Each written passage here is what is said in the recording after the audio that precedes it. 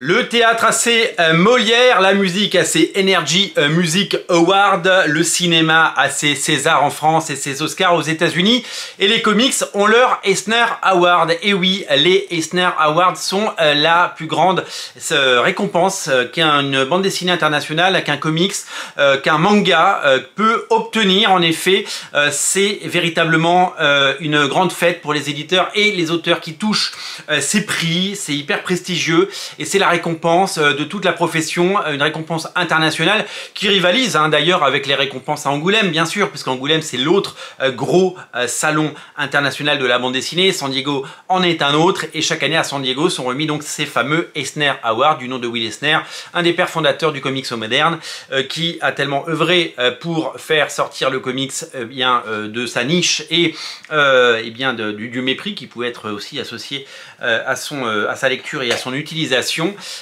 Aujourd'hui, c'est hyper prestigieux d'en avoir un. On se souvient évidemment que Pénélope Bagieux en a touché un il y a quelques années et que ça a été un formidable tremplin pour elle. Elle a vendu des comics aux États-Unis et c'est quelqu'un qui vend des dizaines de milliers de bandes dessinées chaque année.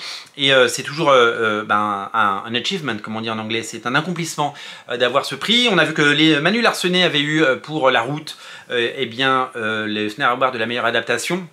Et bravo, encore un Français qui touche un public international, un large public, et surtout que c'est un véritable succès d'édition, c'est plus de 300 000 exemplaires en France, c'est des très belles ventes aux États-Unis, chez Abba Abrahams, donc il se passe vraiment des choses. Et pour ceux qui nous intéressent, la meilleure nouvelle série 2024-2025, l'Eisner Award a été remis pour la nouvelle série à Wonder Woman, Absolute Wonder Woman, qui obtient donc l'Eisner Award de la meilleure nouvelle série régulière. Et c'est un accomplissement et c'est également évidemment un honneur pour cet éditeur d'avoir ce prix, et c'est absolument formidable de pouvoir l'avoir et de pouvoir le partager. Faut dire que la série est de qualité, je ne sais pas si vous l'avez lu, c'est sorti en France et en français il y a quasiment 2 mois maintenant chez Urban Comics. François Hercouet a communiqué à la fois sur son Substack et dans First Print pour annoncer que c'était un phénomène et que des milliers de personnes l'avaient déjà lu, ce qui est évidemment un phénomène. Habituellement il faut des mois pour arriver quand il y a un nouveau titre Wonder Woman qui sort, pour arriver à 2000 lecteurs, et là en un mois ils avaient déjà fait 2500, donc ils sont à plus de 3000 exemplaires vendus. C'est très bien, c'est un succès.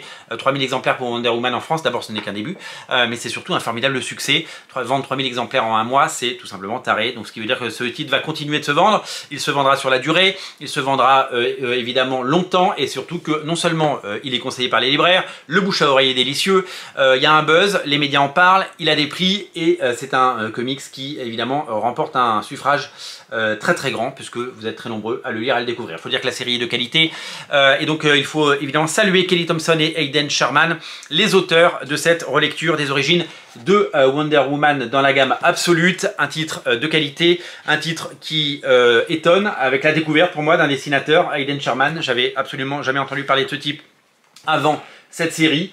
C'est un savant mélange de tout ce qu'on peut aimer dans le comics indé. Il y a un petit côté, il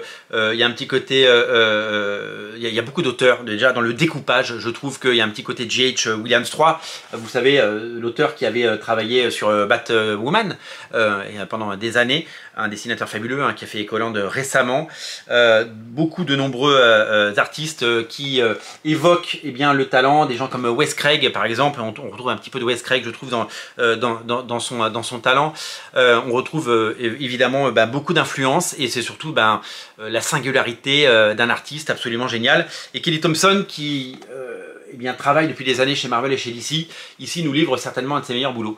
Donc c'est totalement mérité ce prix, et on applaudit de demain parce que c'est vraiment quelque chose d'étonnant. Si vous voulez découvrir et lire Absolute Wonder Woman, c'est disponible absolument partout chez tous vos libraires.